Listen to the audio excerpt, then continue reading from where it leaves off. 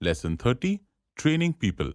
अगर आप अपनी लाइफ को देखें तो आपने एक चीज जरूर नोटिस की होगी कि हम लोग कॉन्स्टेंटली नई चीजें सीखते हैं और दूसरों को सिखाते हैं। जैसे शुरू में आपके पेरेंट्स और टीचर्स आपको डिफरेंट चीजों के बारे में सिखाते थे, फिर आप उनकी टीचिंग्स अपनी लाइफ में प्रैक्टिस करते हैं, और इसके बाद जब आपके बच्चे हो जाते हैं तो आप वो नॉलेज उन्हें पास करते हैं। तो ये प्रोसेस चलता ही रहता है। इंडिया के प्राइम मिनिस्टर नरेंद्र मोदी ने भी ये चीज अपने एक एड्रेस में कही थी।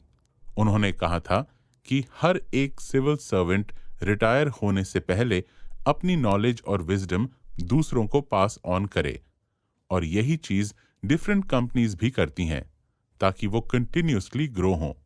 इस बारे में चाणक्य ने भी कहा था, and I quote, he the king should strive to give training to the prince, unquote. यहां चाणक्य ने किंग को यह एडवाइस दी है कि वो प्रिंस को ट्रेन करें क्योंकि आगे जाके उसे लीडर बनना है। अगर आप इस सूत्र में देखें तो यहां पे स्ट्राइव का वर्ड यूज हुआ है, जिसका मतलब है कि इंसान को एक्स्ट्रा एफर्ट्स करके दूसरों को ट्रेन करना चाहिए। हमारे यहाँ बहुत से लोग ट्रेनिंग को एक पार्ट टाइम एक्टिविटी समझते हैं, बट ऐसा नहीं है।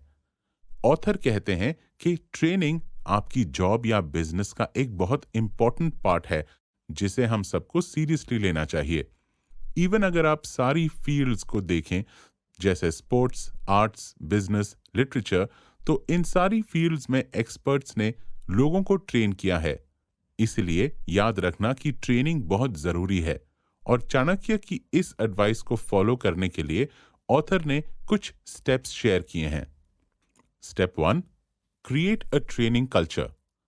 सबसे पहला स्टेप यह है कि आप अपने ऑफिस या डिपार्टमेंट में एक ट्रेनिंग कल्चर बनाएं। मतलब एक ऐसा एनवायरनमेंट बनाएं जहां ट्रेनिंग को इम्पोर्टेंट माना जाता हो। जैसे बहुत सी ऑर्गेनाइजेशंस में ट्रेनिंग के लिए अलग डिपार्टमेंट होता है। जैसे मल्टीनेशनल कंपनीज में ह्यूमन रिसोर्स डिपार्टमेंट होता है जो कई सारे ट्रेनिंग प्रोग्राम्स ऑर्गेनाइज करता है, और वो सब सही है। बट चाणक्य हमें एक बेटर एडवाइस देते हैं।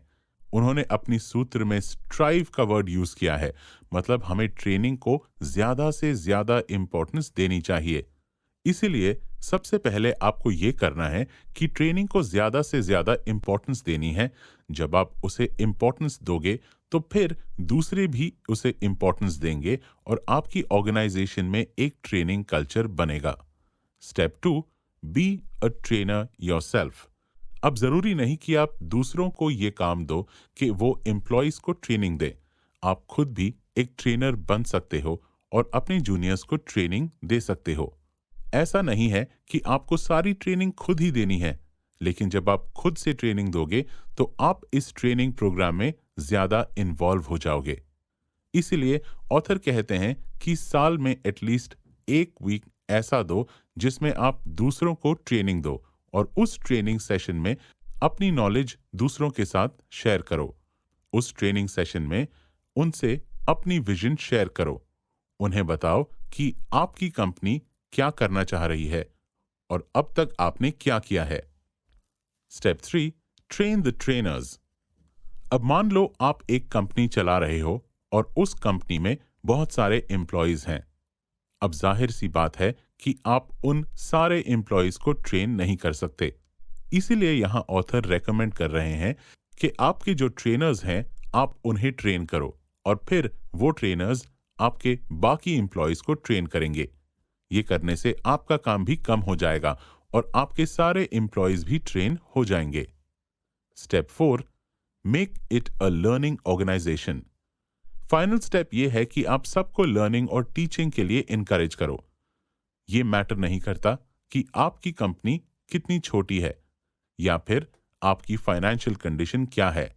मैटर ये करता है कि आप ट्रेनिंग को कितनी इंपॉर्टेंस देते हो। याद रखना कि हर इंसान एक अच्छा ट्रेनर बन सकता है। इवन अगर आपके ऑफिस में कोई ऑफिस बॉय है तो वो भी एक ट्रेनर बन सकता है। जैसे जब भी आपके ऑफिस में कोई नया ऑफिस बॉय आएगा तो वो पुराना ऑफिस बॉय उसे ट्रेनिंग देगा।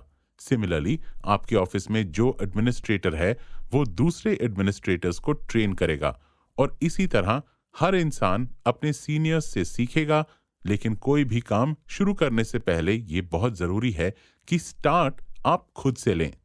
इसीलिए जल्द ही अपने ऑफिस या वर्क प्लेस में कोई ट्रेनिंग प्रोग्राम स्टार्ट करें, जहां आप अपने जूनियर्स को ट्रेन करें।